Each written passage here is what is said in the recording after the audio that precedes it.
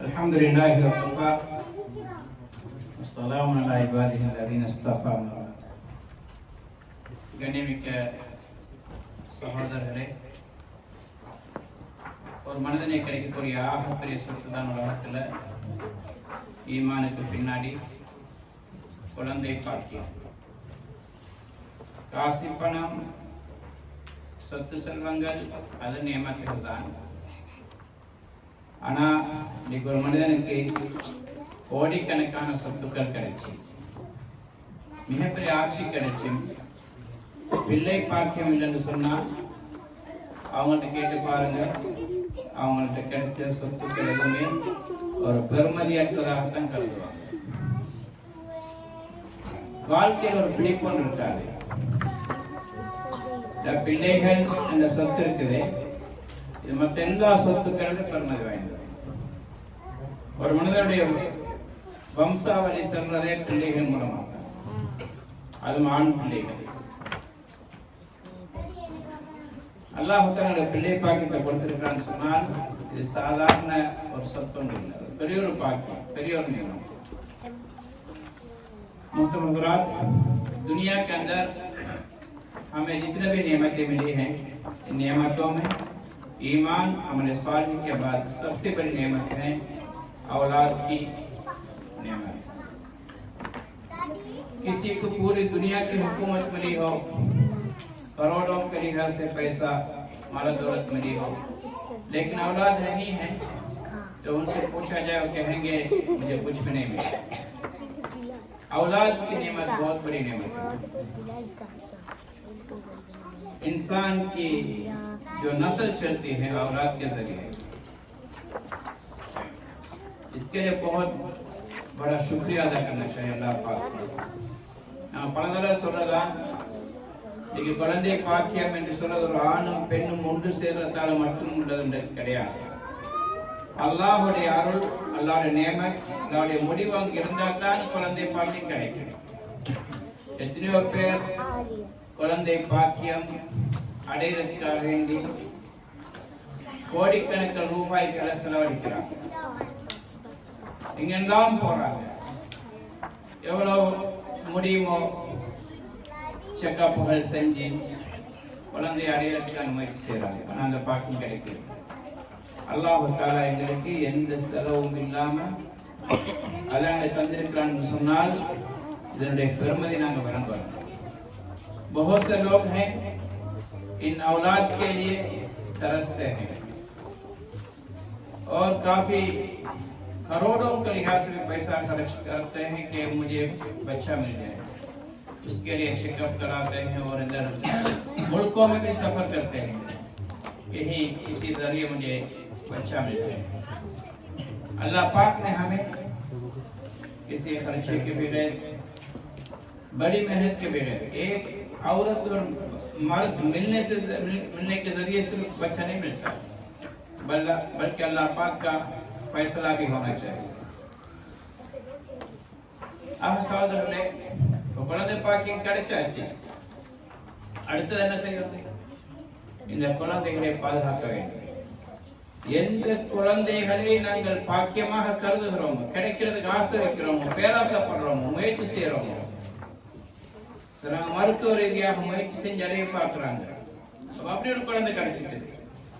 சிலவங்க நேர்ச்சி செஞ்சு பல வருடங்கள் குழந்தை பாக்கியம் இல்லை என்பதனால நேர்ச்சிகள் செஞ்சு குர்பான் கொடுத்து எப்படியோ குழந்தை பாக்கியத்தை அடைகிறாங்க. அல்லாஹ் கொடுக்குறாங்க. கொடுத்ததுக்கு பின்னாடி அதே குழந்தைகள் அவங்களுடைய தலையீடியாக மாறிடுது. அந்த குழந்தைகளை ஒழுங்காக தரபியத் கொடுக்காதனால, முறையாக வளர்க்காதனால அந்த குழந்தைகள் அவருடைய கண்ணியத்துக்கு, அவருடைய மரியாதைக்கு குந்தகம் விளைக்கக்கூடியவர்களாக மாறும், தலை குறைவுக்கு காரணமாக அமையும். இப்ப என்ன செய்யறாங்க? அந்த குழந்தைக்காக சிலவங்க பதுவா கூட செய்யறாங்க. மோத்தா பண்ண நல்லா இருக்கணும், இவர் மோத்தா பண்ண நல்லா இருக்கணும். வாழ்க்கையில கஷ்டப்பட்டு சம்பாதிச்ச கண்ணியம், மரியாதை எல்லாத்தையும் இழக்கிறதுக்கு காரணமாக அந்த பிள்ளைகள் அமைகிறாங்க. अल्हम्दुलिल्लाह अभी बच्चा मिल गया है, औलाद अल्लाह ने दे दिया। अब उन औलाद की हिफाजत की जरूरत है। बहुत से लोग हैं मिन्नतें मान के, कुछ लोग पैसा भी खर्च करके इलाज करा के अल्हम्दुलिल्लाह अल्लाह ने औलाद दे दिया। कुछ अरसे के बाद उन बच्चों की सही तौर पर तरबियत न देने की वजह से, न करने की वजह से वो औलाद उनके लिए सरकार दर्द बन गए, उनकी इज्जत का सवाल बन गया, इज्जत का मसला बन गया।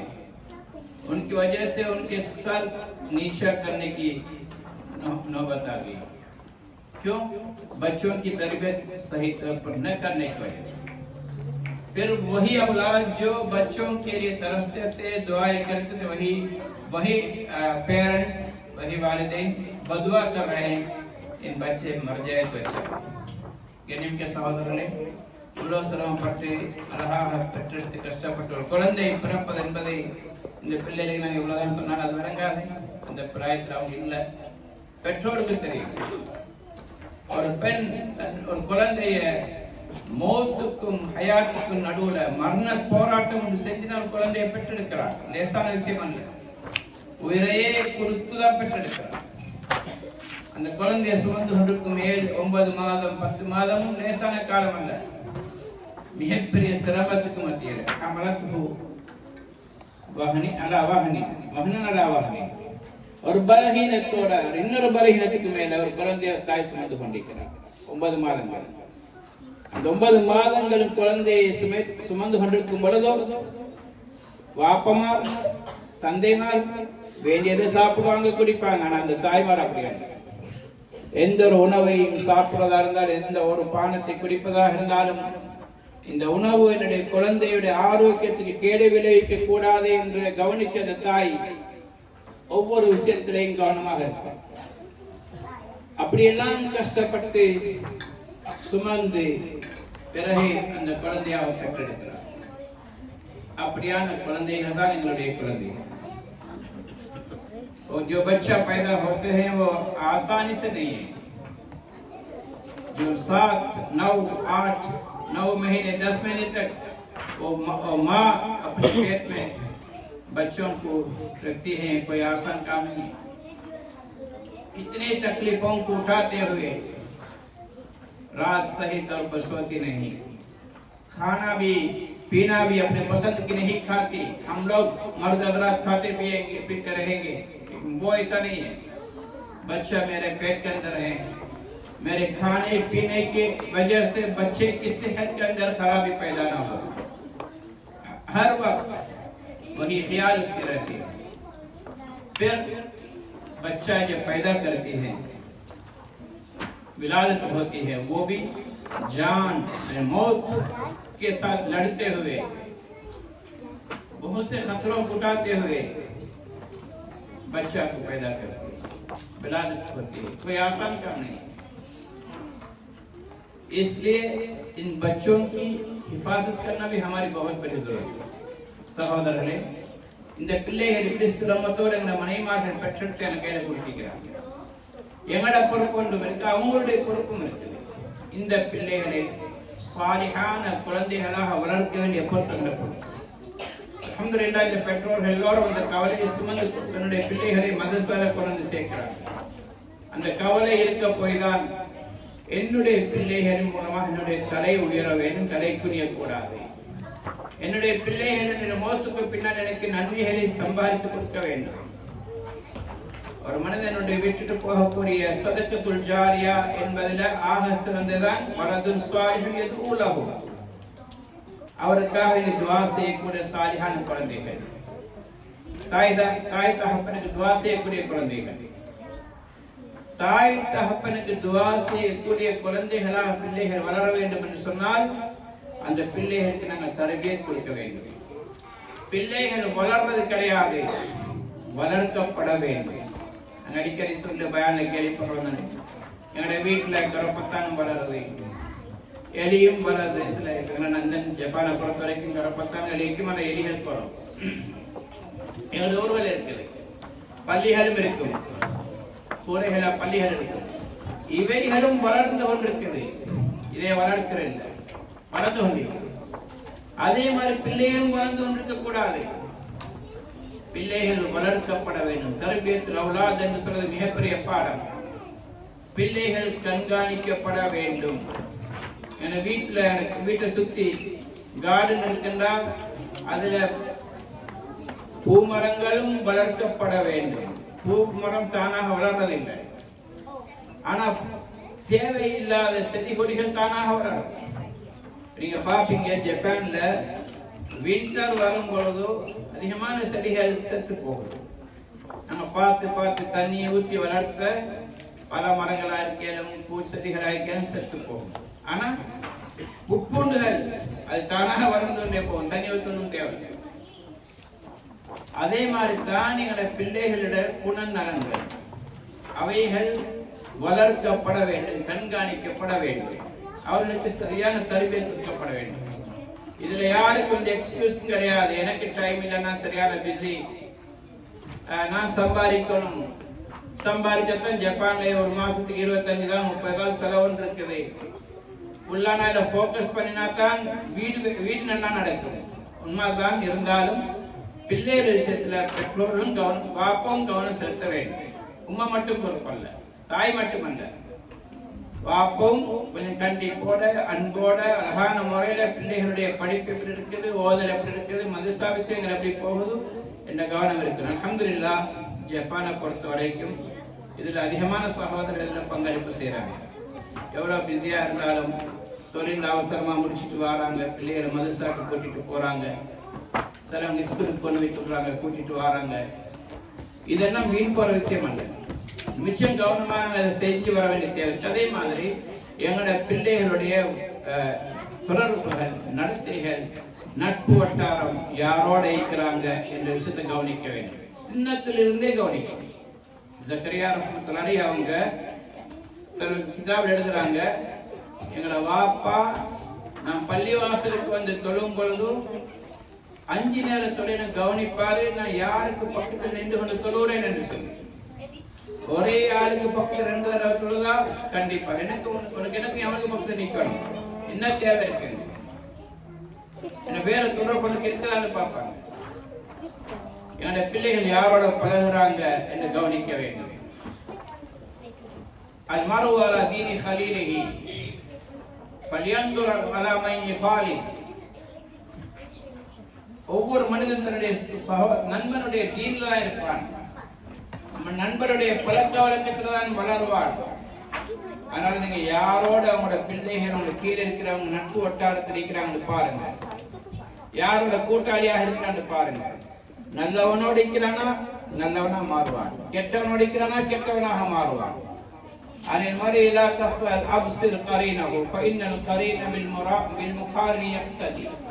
மனிதன் எப்படி நீங்க விசாரிக்காதீங்க, கூட்டாளியை பாருங்க, நண்பனை பாருங்க, அவனுடைய ஃப்ரெண்ட்ஸ் யாருன்னு பாருங்க. அந்த ஃப்ரெண்ட்ஸ் மார்க்கு ஏற்ற மாதிரி அவனு மாறிடுவான். இந்த சகோதரர் நேரம் சுருக்கமா இருக்குது, 2 பாசம் சொல்ல வேண்டிய சுருக்கமா சில விஷயங்கள் இதெல்லாம் நம்ம பல விஷயங்கள் கேள்விப்பட்டதான். ஆனா பிள்ளைகளுடைய விஷயத்துல ரொம்ப கவனமாக இருக்கும்.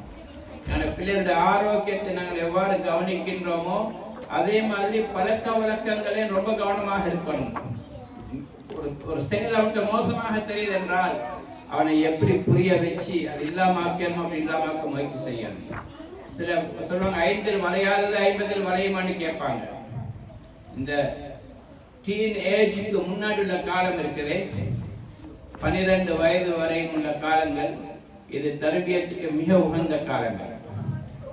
இந்த காலத்துல என்னோட பிள்ளைகளை சரியான ரூட்ல கொண்டு வந்து சேர்க்கணும், சரியான வழியில வந்து வச்சுட்டோம்னா அதுக்கு பிறகு உள்ள டீனேஜ் 13, 18 இருந்து 19 வரைக்கும் மிக அபாயகரமான காலம். இந்த காலத்துல அந்த பிள்ளைகள் நன்றாக இருப்பாங்க. இந்த 12 வயசுக்கு உள்ளால பிள்ளைகளை திருத்துறதுக்குள்ள முயற்சிகள் சரியாக செய்யப்படல, தர்பியத் கொடுக்கப்படலன்னு சொன்னால் டீனேஜ்ல கைவிட்டு போக தொடங்குவாங்க. 13, 14, 13, 14, 15 வரைக்கும் கொஞ்சம் கண்ட்ரோல் இருப்பாங்க. அது தாண்ட தொடங்கினாங்கன்னு சொன்னால் எங்களோட தோளுக்கு மேல வளர்ந்துருவாங்க. அவங்களுடைய பார்வைகள் வித்தியாசமா இருக்கும், நாங்க சொல்றதை விட அவங்களுக்கு அவங்களோட சிந்தனையில இருக்கிறது அவங்க பழக்கங்கள் தான் அவங்களுக்கு பெருசா தெரிய தொடங்கும்.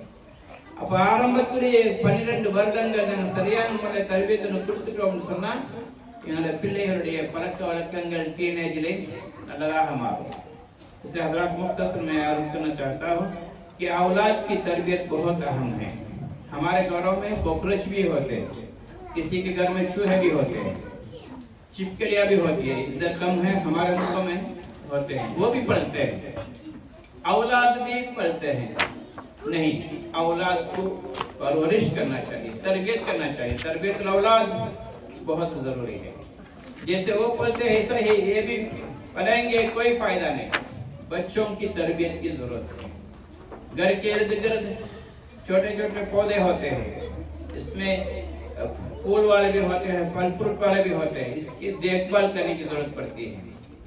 जो घास वगैरह खुद ब खुद उगते हैं, उसकी देखभाल की जरूरत नहीं। जैसा जापान के अंदर सर्दियों में अच्छे अच्छे फल फ्रूट के दरख्त मर जाते हैं, लेकिन जो घास वगैरह उगते रहते इसकी देखभाल की जरूरत नहीं है। ऐसा ही अच्छी अखलाक की तरबियत करनी पड़ती है, देखभाल करनी पड़ती है। इसलिए अपने औलाद की देखभाल बहुत जरूरी है। और बच्चों की तरबियत वो किसके साथ मिलते हैं, जुलते हैं, बैठते हैं, खेलते हैं, इसके हर वक्त देखना पड़ता है।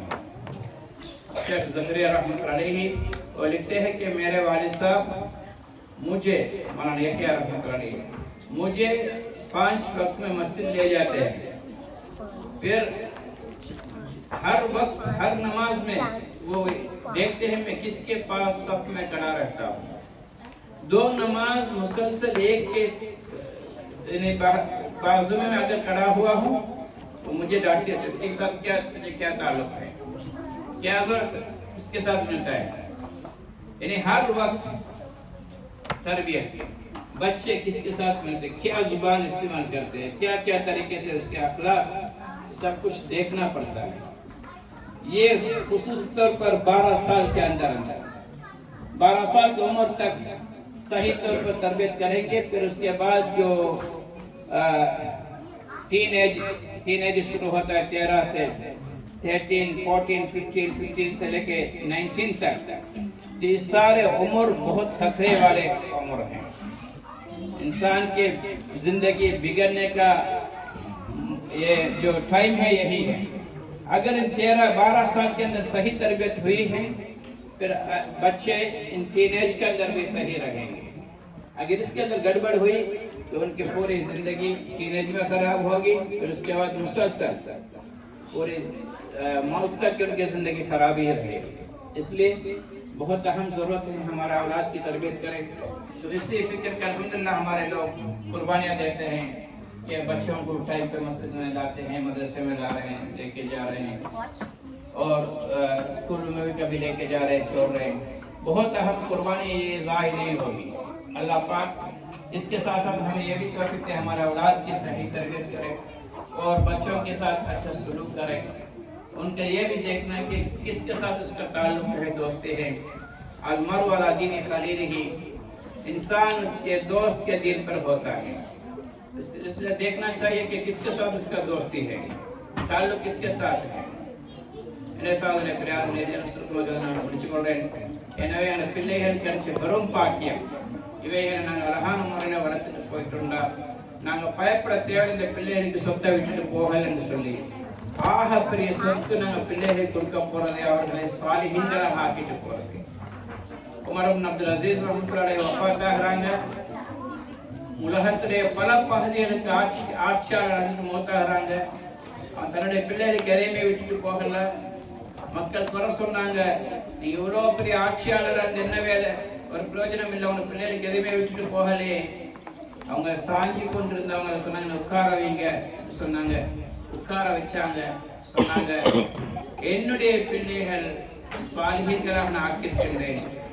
என்னுடைய பிள்ளைகள் சாலிஹான இருந்தால் அல்லாஹ் சொல்லுகிறான் அல்லாஹ் சாலிஹீன்களுக்கு பொறுப்பானவர். என பிள்ளைகள் வீணாக மாட்டாங்க. அதுக்கு மாத்தமாக நான் சாலிஹீன் ஆக்காம நல்லவனாக்காம என்னுடைய பிள்ளைகளுக்கு சொத்துக்களை விட்டுட்டு போனால் இந்த பிள்ளைகள் அந்த காசு பணத்தை ஹராமான வழிகள்ல தான் செலவழிப்பாங்க, மோசமான காரியத்தில் செலவழிப்பாங்க. அந்த பாவமும் எங்களுக்கு தான் வந்து சேரும். எப்படி நன்மை செஞ்சா வருமோ அது மாதிரி பாவமும் வரும். ஏன்? பிள்ளைகளை நாங்கள் சரியாக வளர்க்கவில்லை. நன்றாக வளர்த்தோம், சாலிஹீன்களாக்கிட்டு போறோம், அல்லாஹ் அவர்களை பாதுகாப்பான். அல்லாஹ் தஆலா என்னுடைய பிள்ளைகளை சாலிஹீன்களாக வளர்க்கக்கூடிய பாக்கியத்தை நசீபாக்குவானாக. மௌத்துக்கு பிறகும் எங்களுக்கான துஆ செய்யக்கூடிய சதகத்துல் ஜாரியாவாக, வலதுன் சாலிஹனாக என்ற எல்லா பிள்ளைகளும் ஆக்கிடுவானாக.